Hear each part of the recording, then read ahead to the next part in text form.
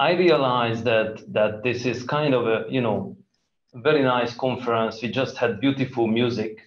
So I think I need to express myself through that and continue a bit with that as part of my introduction. And let me see, probably you can see my screen, right? And somehow you guys have disappeared from my screen. So I need to play around a bit with that. Sorry for that. I'm trying to see everyone and everybody everywhere. Good.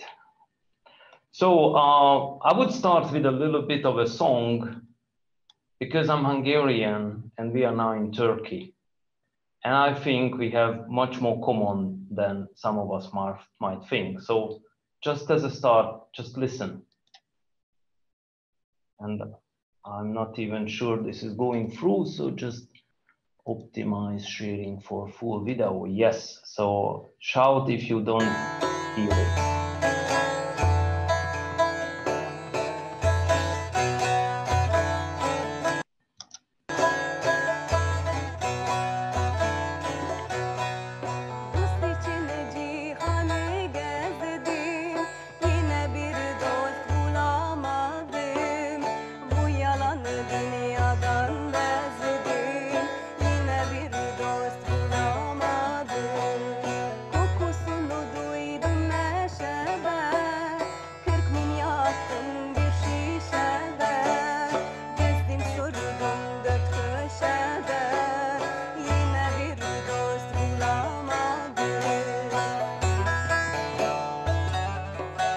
Töröknév dalokon a Zeneakadémia berkein.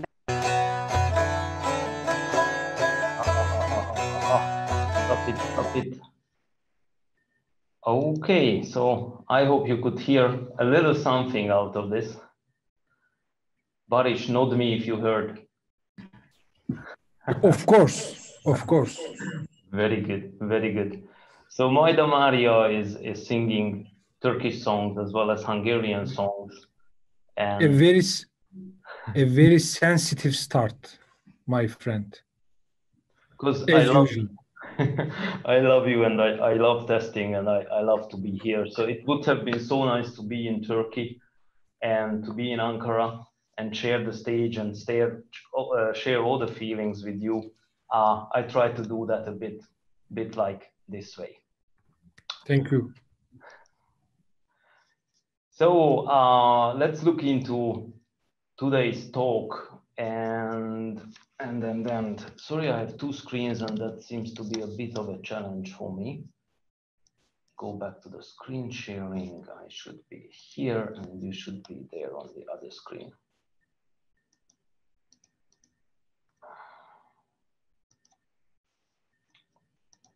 I just want to see the eyes somehow view, but seems that some sort of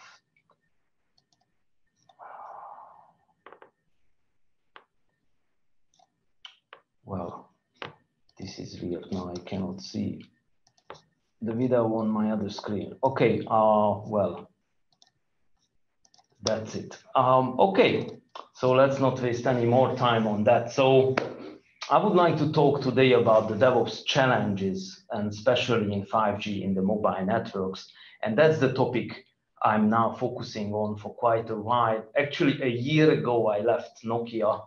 1st of October last year, I joined Efficode. So I got already a nice introduction, but you know, as stated, I'm collecting certifications and on top of that, of course, with the intention of collecting knowledge. But what I also do is collecting Legos. Legos, because that's a creative way, because you can step away from IT and the laptops, the sitting whole day like that, and do a little bit of more creative thinking. Creativity is extremely important for testers, and creativity is extremely important also in DevOps. So I just love how these things are coming together. As Anna said, I love to be a bridging between different organizations, breaking silos, going from one country to the other, talking on conferences. always connecting people, just like my previous work, Nokia had, connecting people and bringing everybody together. So for me, testing is something which is better done with the crowd, with the team, with a lot of people together sharing ideas and being most creative. So today I would like to focus on a bit of the challenges and opportunities of 5G, like the technology itself. Then we will talk a bit on what is DevOps actually. And then let's merge these. So how 5G and DevOps is connected and why it is different, a DevOps world in 5G. Now also, we are on a testing conference, so let's move into the acceptance testing, the acceptance phase of DevOps, and look at how this is different in actually the agile way, in the 5G way, and in DevOps, how this thing is a bit of difference. Now, because of that different view, I would also like to talk a bit about the topologies, the team topologies that we see beneficial in a 5G DevOps. Now, this is not only for telco. What I will talk about here is when you have multiple suppliers of software and your company more in operating and integrating the things together from these different sources. And with the age of DevOps and continuous deployment, continuous delivery, you will have a lot of incoming software. So how you make sure that the service you integrate and bring together is still working. So even I'm talking about 5G and telco, I very much believe that this will be beneficial for everyone. So first of all, what is 5G? Now 5G is a promise of high speed, low latency, a giant download, and theoretically 10 giga of download speed. I mean, it's beautiful. But does this table actually tell us what is 5G? Can you imagine what this table brings you? So let's look at this. Self-driving autonomous cars, communicating together based on the low latency, actually almost directly to each other through the radio tower, not involving the core network, extremely fast communication between cars. Maybe some of the image recognition, AI, as Olivier was referring to as well, is actually running not inside the car, but on a dedicated cloud close to the car. For example, a so-called edge cloud. Now think of that, the edge cloud should not be more than 50 kilometers away from the location where its calculation is used. So if this car is going on a highway from Helsinki to Turku here in Finland, which is 200 kilometers, it should bring its calculation power, edge cloud to edge cloud, at least 4 times. So the calculation should follow the car. That's part of the 5G technology already. Augmented reality. Augmented reality-based maintenance.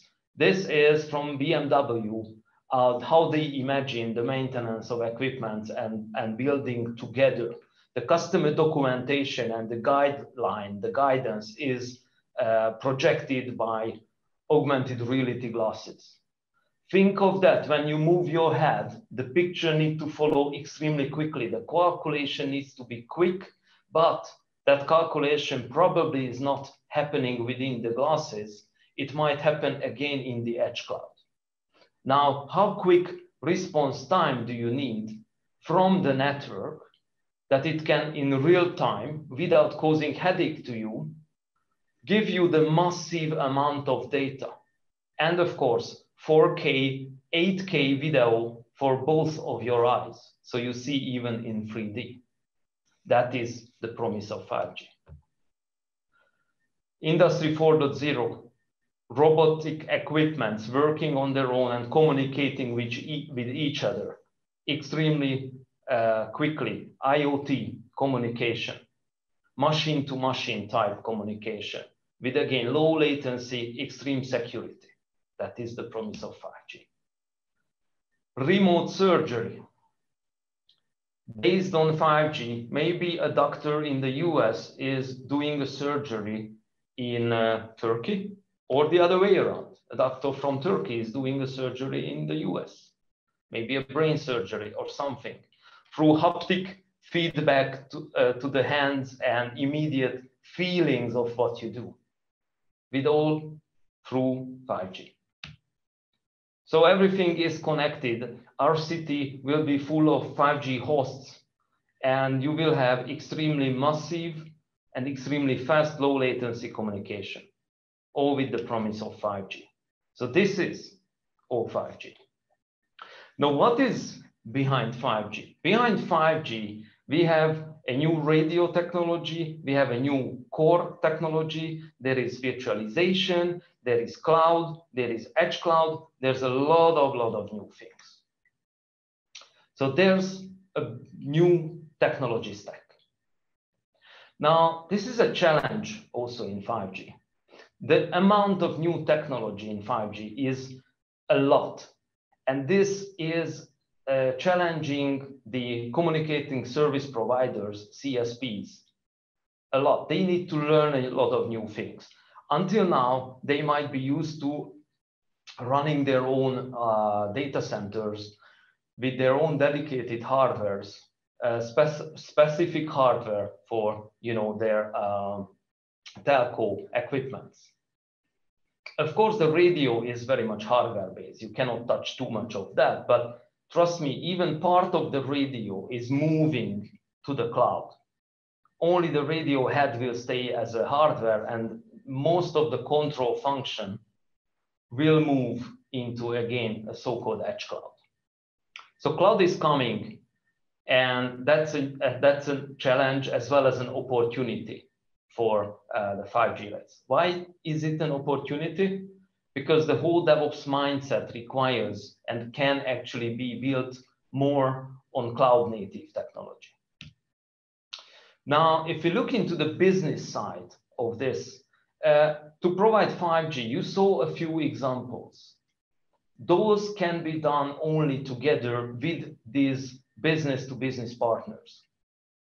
On one hand, 5G communication service providers already working with a lot of vendors like Nokia, like Ericsson, like Huawei, and other big companies, Cisco and Samsung and Microsoft and others. So everyone is actually providing software already now. And more or less, these companies are going towards agility and frequent software delivery.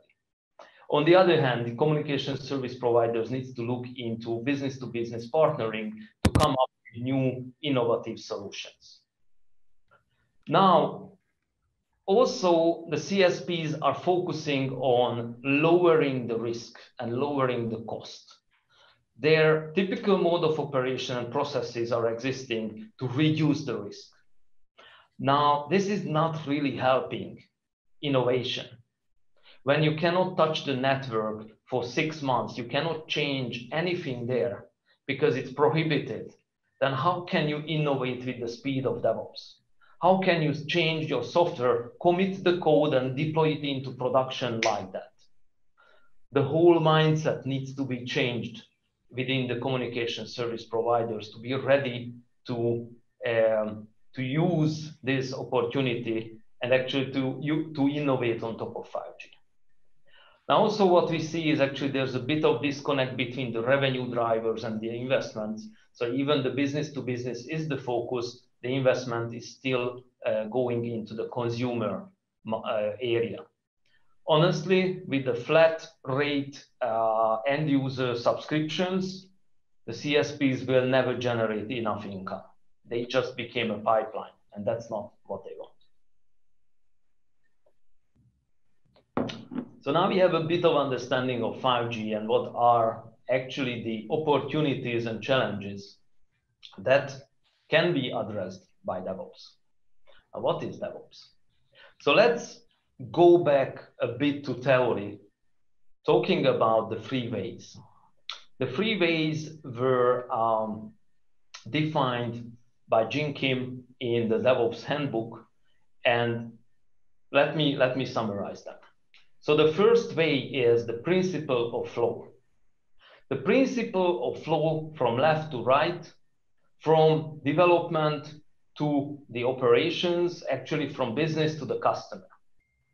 It is to deliver ideas as quick as possible, but in a continuous flow. This is lean.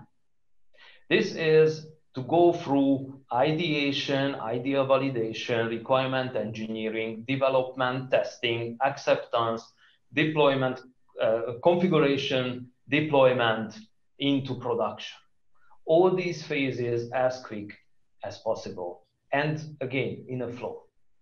So in a flow, for example, you need to make sure that you have no local optimization. The whole end-to-end capability of the organization is optimized for the flow.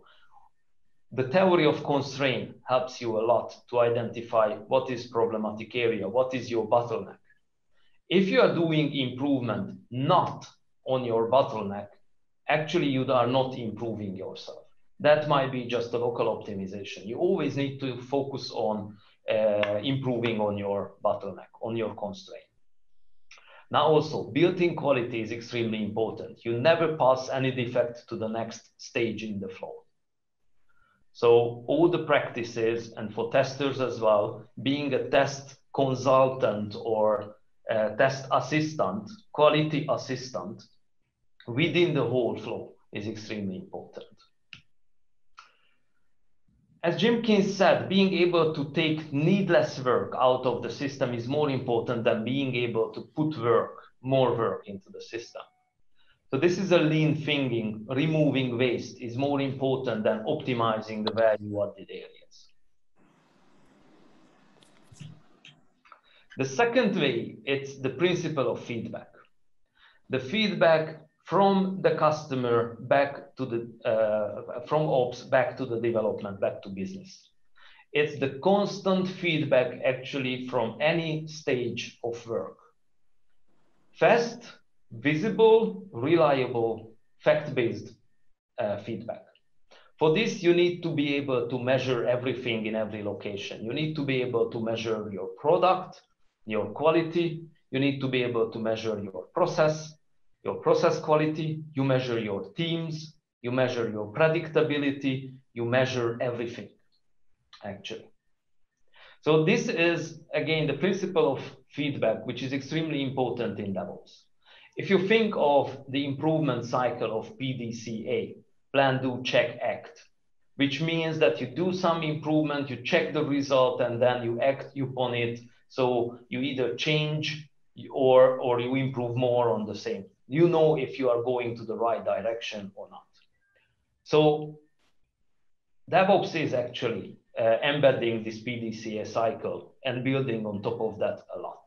It's extremely important. Improving daily work is even more important than doing daily work, as said by Jim King. Now, improvement can be done only if you have the visibility, and for that you need to have the feedback. The third principle is the continual learning and experimentation. You need to learn every day. You need to learn about your processes, again, about your product, how it is built, how your organization is behaving. Just think of that.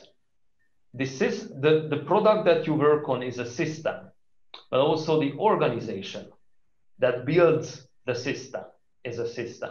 System thinking is extremely important as well here. And with that, you can again learn, you can have end-to-end view, and you can optimize throughout the whole pipeline. Now, experimentation is extremely important as well. How can we know if we are doing the good thing?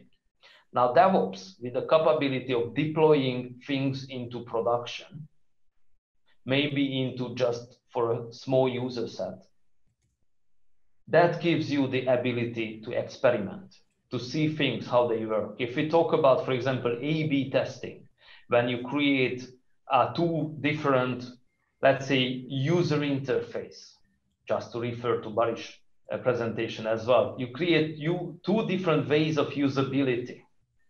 And then you start to measure, for example, with which one the end users are capable of doing the given task faster, A or B. And actually, even you develop two features, so you would say it's 2 times the cost. But because you don't know upfront which one will work, so you do an A/B testing to figure out which one is working. It's a kind of experimentation. Also, some proof of concepts, some testing, actually shift right testing in production is also fulfilling the need for experimentation and continuous learning. So the 3 ways of DevOps are extremely important. And the third way, again, the principle of continuous learning and experimentation is important, because if you can't out-experiment and beat your competitors in time to market and agility, you are just sunk. Now, we discussed about 5G, right? And we discussed about how that will help communication service providers with new revenue models as well, and how they actually build an ecosystem with the different service providers and actually equipment providers and hardware providers. So let's check still the DevOps view and continue with that thought. So if we put the whole thinking, the left to right value stream, the flow of value, and the continuous experimentation and the feedback cycle, typically we represent DevOps with this infinity loop. Now, this specific one is coming from Tricentis, where continuous testing is extremely highlighted. I like that, but honestly speaking, this is not only where testing is happening. I like this view much better. Because this view, if you look into the build, the blue part, there is no testing at all, right? We code, we merge, we build, and then release. Now, so where is testing? Actually, testing is everywhere. We have testing when we plan the things. You can ask the questions from, business viewpoint, like a business analyst. Is this the right thing to build? Are we building the right system? And you can ask it upfront. And then you can, of course, ask during requirement engineering as well, are we building the system right?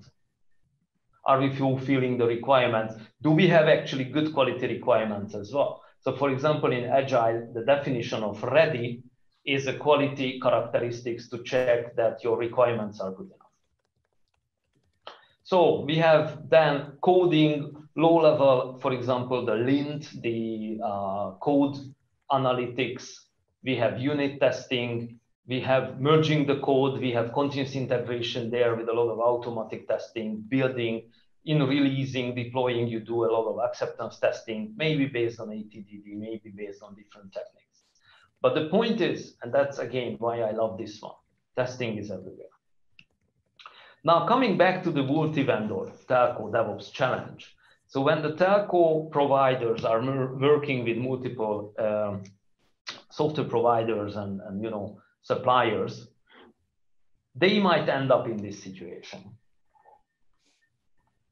One provider, let me name it, for example, Nokia, is providing a continuous flow of value already. They might be able to deliver functionality, features, maybe just for testing purposes, maybe already production grade, in every, let's say, 2 weeks. It would be an extremely fast cycle. That might happen. Now there is Ericsson, also capable of doing that. Now there is Huawei, also capable of doing that. There is Samsung. There is Cisco with the networking, with the software-defined networking area. There's a bunch of other areas and suppliers providing software in a continuous integrated, in a continuous cycle every 2 weeks, for example. Now, all of them provide their CI/CD pipeline. What do you think? If you are the communication service provider, is this what you want? Or you would like to go more into this multi-vendor telco DevOps goal where the CSP is in the middle, have all the acceptance, operation, monitoring, deployment round in a continuous cycle, while all the suppliers are actually bridged into this CI/CD pipeline. We have been discussing this view with many of our clients in Europe, throughout Europe, and actually this resonates extremely well. This very well captures the problem of the multi-vendor space in DevOps. But as said, this is not only telco. This is actually everywhere where you have a lot of software providers. Now let me open up this pipeline to a little bit more detailed view. But let's start with a simplified view. So in a DevOps pipeline, typically what we have development, plan, code, test, deliver, plan, code, test, deliver, so the cycle, and we deliver time to staging environment, hopefully as frequently as every code commit. And when the staging testing is done, verification is done, built-in quality is assured, then you can go to production. You deploy to production and you monitor the system, how it behaves, how it works, so you can still see everything. So even after deployment, you can see if there is quality degradation and you can react. You can deliver a fast correction, or you can roll back.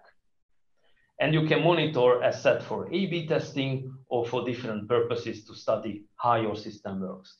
And of course, there is feedback, visibility. Feedback, you remember the second principle. So feedback is implemented, and the cycle of the feedback channel is there. Sorry for my English.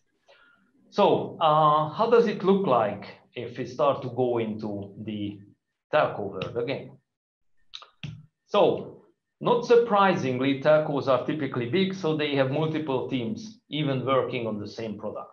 So the development is already pretty big.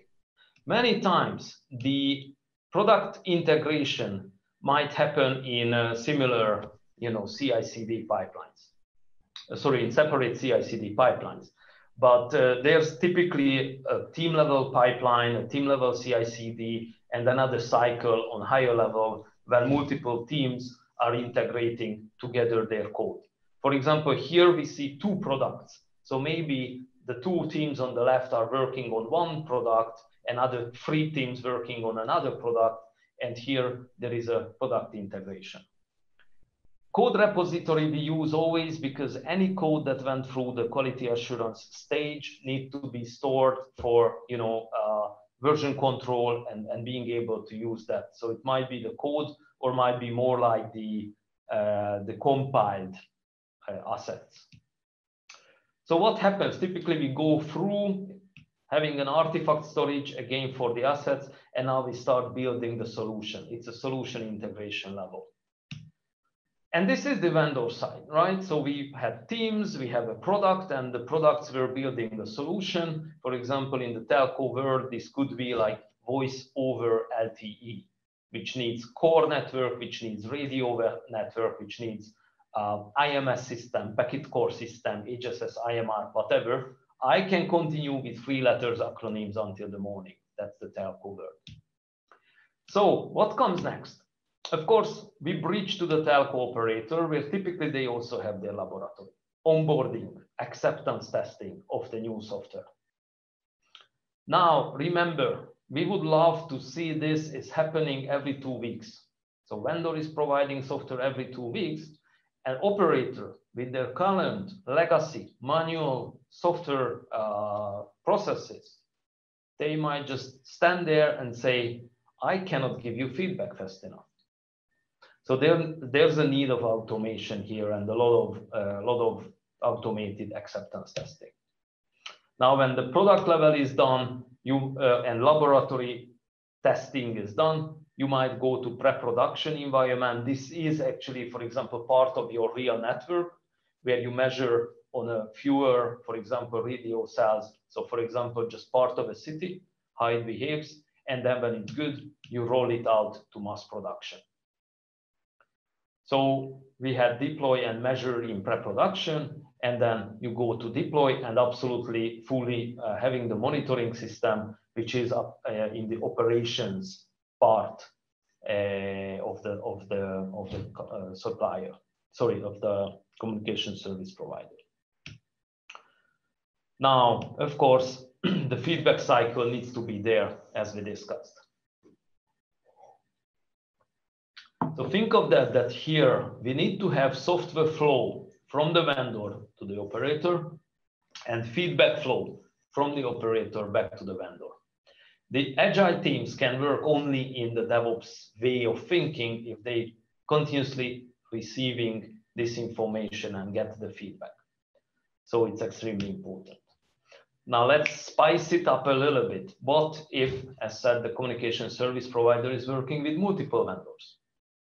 Then we have the left part of the pipeline multiple times. And you need to have the feedback to the right vendor from the right quality characteristics. Now this needs trust. This needs new way of working. We will check that a bit later. So let's stay on the testing activities. So what kind of testing and quality assurance we need to do on this area and into these stages? So look a bit into this. So in development, of course, one of the most important part, focusing on planning requirement analysis already, is acceptance test driven development, ATDD, or behavior driven development, BDD. Remember, those are actually not testing techniques. Those are requirement specification techniques. Those are specification by example techniques, and it's called driven development, right? Test driven development, meaning actually you first define your acceptance test scenario, agree with everyone, product owner, the team, testers, developers, everyone, and actually that's your specification. It's an extremely reliable way to discuss about concrete things. Now, of course, in the development phase, we also have all the static analysis, code analysis, the lint, and other techniques, as we said. We need to have test-driven development and a very heavy unit testing. Remember the test pyramid, we need to have that, so a lot of unit testing, some and still quite a lot integration testing, and acceptance testing is just the tip of the iceberg. And of course, we need continuous integration techniques. So testers in a DevOps, in an agile teams, are expected to understand all these techniques and be able to help. Now, of course, for product integration, we need a lot of product level deployment automation.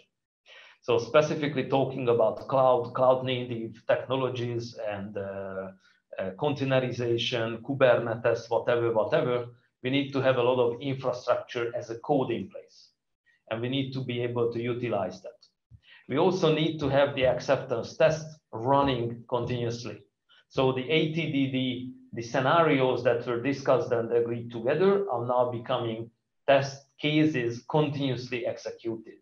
For example, with Robot Framework, my company is also part of the Robot Framework Foundation. It's a free open source tool to be used with keyword-driven testing. And it's extremely good for ATDD and also BDD, behavior-driven development. Now, of course, on this stage, you also need to do a lot of non-functional testing. You need to look into your security, your reliability, your performance, your capacity, etc., etc., etc. Of course, this is not the only point when you do non-functional testing. Non-functional testing should spread, shift left as well into development, have a lot of testing that is focused on those areas. Right. Now in solution area, actually we have the same, but what you need to understand, the solution is like multiple products integrated together. These might come from even multiple vendors, or in my previous workplace as in Nokia, it came like from multiple business units. So some products were done in one continent, other product on the other continent, and solution testing was actually happening in a different way. This area needs solution level deployment, solution level configuration, solution level automation. I still believe there's a lot of reusability in here. Good. Now, on the vendor side, on the telco operator side, we need to redo quite a lot of this. Now, if you have a very strong wall, a big silo in between the two, that means that the vendor needs to reinvent the wheel, recreate all the scripts, recreate all the automation, recreate all the testing, recreate everything. Now that's just wasting the efforts, right? I will show a bit later how this could be combined by collaborating together. Now pre-production, again, automating the network deployment. So here we might go into very deep down into software-defined networking as well. A lot of infrastructure automation, spinning up OpenStack environments, VMware environments, a lot of other cloud infrastructure as well. As stated, sorry, this is also the place where you do A/B testing and where you can look into how the system behaves. So in pre-production, you can already make this kind of innovation cycles, prototypes, and look proof of concepts, deliver something and see how they behave. Now, as said, the last part is production testing. Typically, we do here some canary testing, and continuous monitoring is extremely important. So testers can reuse a lot of the monitoring equipment and monitoring scenarios and ways. This can be monitoring the infrastructure that you have, so like Amazon and OpenStack as said, so built-in monitoring systems, but it can be on your product level. This is like the operation and maintenance level of the product that you use. Good. Now, this for efficiency should be connected with a massive reuse of tools and test assets. I believe in collaboration. I believe that the DevOps pipeline, the DevOps cycle should include both the vendor and the operator.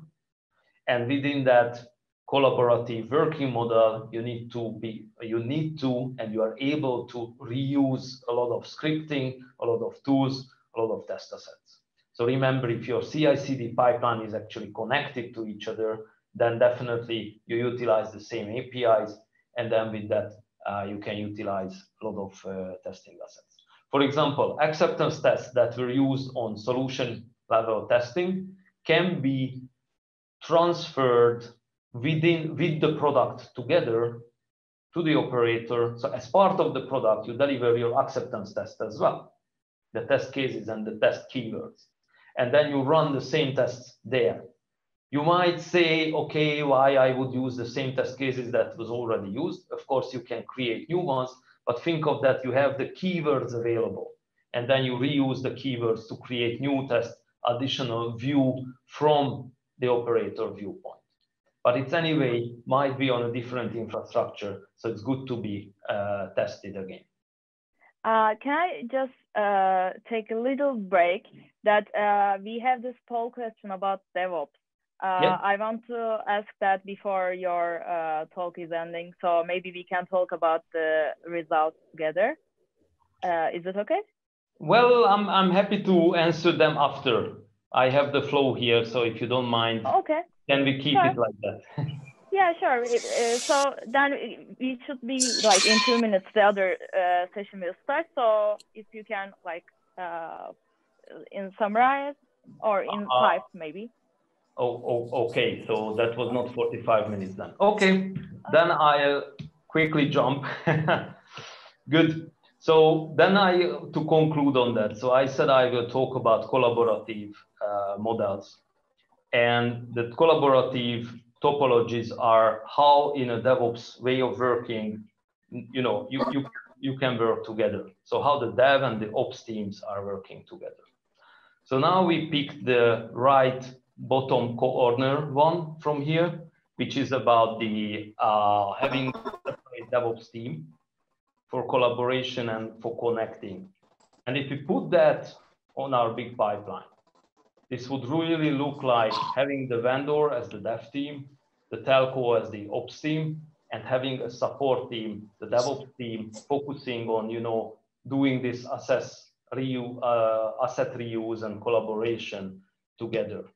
And then also these DevOps teams could work together, reusing again a lot of scripting and infrastructure. Now, to have that, you really need to have the cone-shaped skill set. So multi-skilled Agile and DevOps team working together with domain knowledge, with full stack competencies, with automation, a lot of testing competencies. So to summarize quickly up, DevOps is the capability to deliver customer value faster and at a better quality, even in 5G. That's important. We see that the 5G challenges are actually addressed by DevOps, but it needs to be scaled. Continuous release and all that is something special in 5G. You need a special 5G DevOps pipeline for that is spanning across vendor and operator. Tight collaboration is needed. A new organization topology is extremely needed here. And for that, you need to have the cone-shaped full stack competency in an Agile team.